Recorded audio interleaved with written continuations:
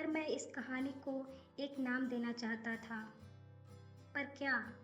मेरा प्यार, मेरा अधूरा प्यार, या फिर मिस्टर लूज़र? हाँ, शायद मिस्टर इरिटेटिंग। यही तो वो शब्द हैं जिसका उत्तर मुझे अब तक नहीं मिला था।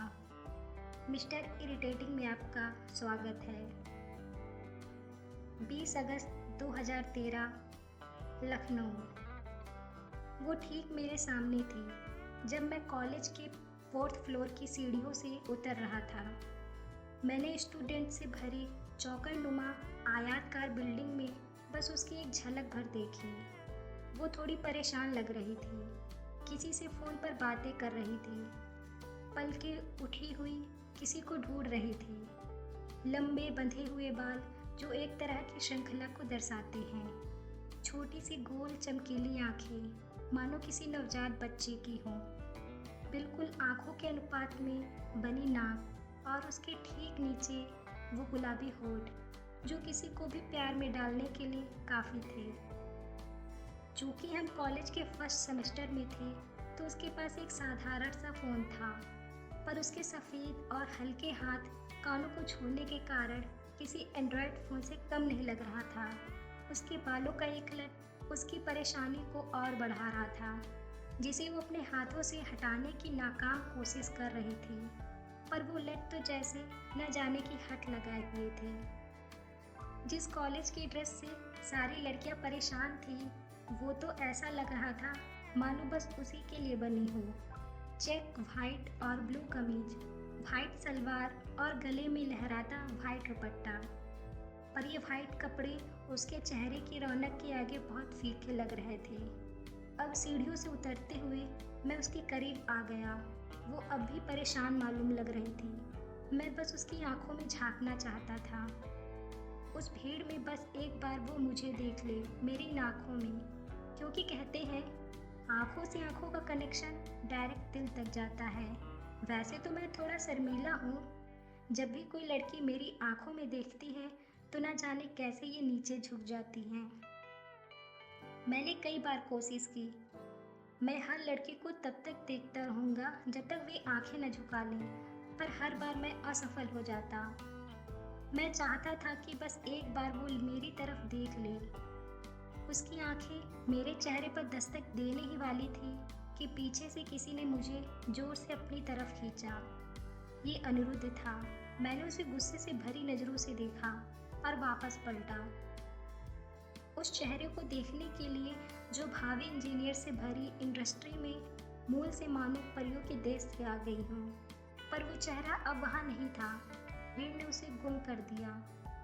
मैंने वापस गुस्से से अनिरुद्ध की तरफ देखा, पर अगले ही पल वो गुस्सा गायब हो गया, क्योंकि वो पहला शख्स था जो हॉस्टल में मेरे साथ रूम शेयर कर रहा था। मेरा रूममेट अनिरुद्ध, वो मेरे हॉस्टल का पहला दोस्त था। तूने मेन ब्लॉक की रिसेप्शनिस्ट को देखा? उसने ग्राउंड फ्लोर पर उतरते हुए मुझसे पूछा। मैं अब भी ऊपर देख रहा था, सीढ़ियों पर, कि काश वो अजनबी चेहरा मुझे फिर से दिख जाए। अबे चल, एक बार फिर से देखते हैं, भाई मान लगती है, उसने मेरा हाथ खींचते हुए कहा। नहीं यार, गेट के पास रुकना है, थोड़ा काम है, एक लड़के से असाइनमेंट लेना है। लेकिन मेरा असाइनमेंट तो वो चेहरा था जिसे मैं एक बार फिर से देखना चाहता था। उसकी बस एक झलक ने मुझे परेशान कर रखा था। उसकी मासूमियत मुझे उसे फिर से देखने के लिए मजबूर कर रही थी। वो मुझे सब लड़कियों से अलग लगी। मनोवैज्ञानिक कहता है कि किसी से प्यार में पड़ने के लिए 4 मिनट का समय लगता है, पर मेरे लिए 4 सेकंड से भी कम का वक्त लगा। क्या ये लव एट फर्स्ट साइट है? मैंने मन में ही सोचा। आधे घंटे बीत गए, अब तो कोई बचा भी नहीं। तेरा दोस्त गायब हो गया क्या? अनिरुद्ध ने गुस्से से मेरी तरफ देखते हुए कहा। अब तो वो रिसेप्शनिस्ट भी चली गई होगी। तेरी वजह से फिर मुझे देखने के लिए सुबह जल्दी आना पड़ेगा, उसने मुंह बिचकाते हुए कहा। हम बीसीडी बाबा चंद्रिका दास कॉलेज के मेन ब्लॉक से निकल चुके थे। कॉलेज लखनऊ शहर से कुछ 20 किलोमीटर की दूरी पर था। लखनऊ नवाबों का शहर, जहाँ मैं नवाब नहीं बल्कि एक भावी इंजीनियर बनने आया था।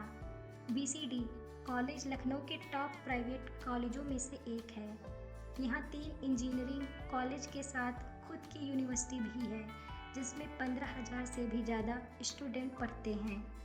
हमारा हॉस्टल कॉलेज कैंपस के अंतिम छोर पर था, जहाँ पहुँचने के लिए हमें पूरे कॉलेज का भ्रमण करना पड़ता था। सबसे पहले कॉलेज के शुरुआत में गणेश जी का मंदिर है, जिनके आशीर्वाद के बिना कोई काम संभव नहीं माना जाता।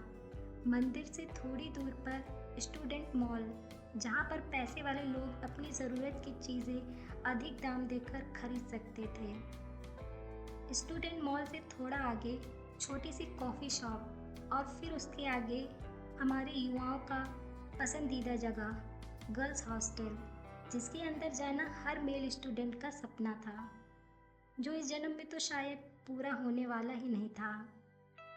कॉलेज अथॉरिटी ने ऐसे लोगों की ख्वाहिशों को मद्देनज़र रखते हुए कैंपस के बीच में एक गोल चौराहा बना रखा था, जो पीएमसी पिया मिलन चौराहा के नाम से जाना जाता था। गर्ल्स हॉस्टल, जो CGH करेंट गर्ल्स हॉस्टल के नाम से मशहूर था, कॉलेज के काफ़ी नज़दीक था, ताकि लड़कियों को कॉलेज तक पहुंचने में ज़्यादा चलना न पड़े।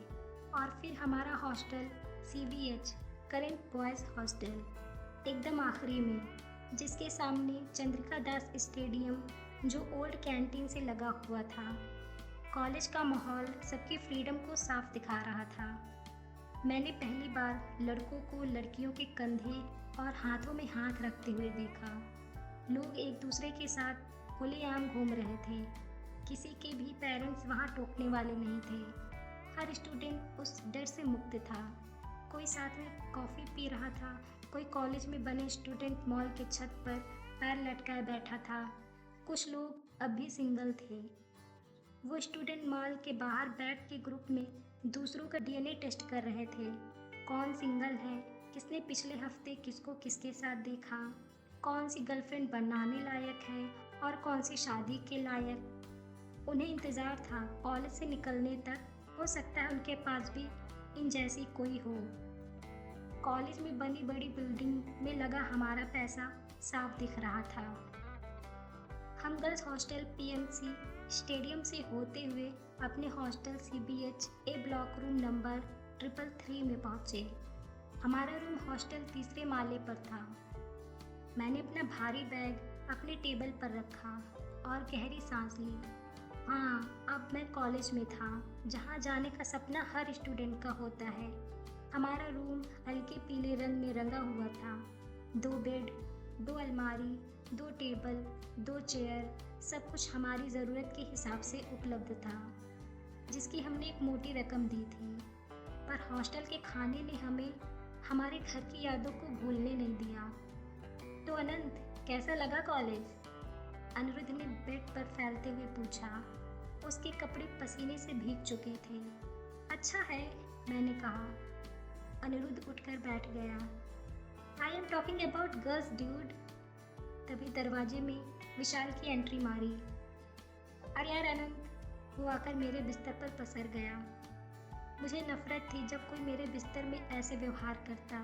विशाल हमारा पड़ोसी था और हॉस्टल में मिलने वाला मेरा दूसरा दोस्त। एक नॉर्मल हाइट और रंग हल्का सांवला था, पर वो अपने आप को किसी हीरो से कम नहीं समझता था।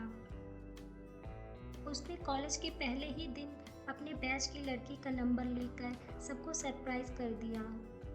अनिरुद्ध से उसकी नहीं बनती थी, वो दोनों बात बात पर झगड़ते रहते।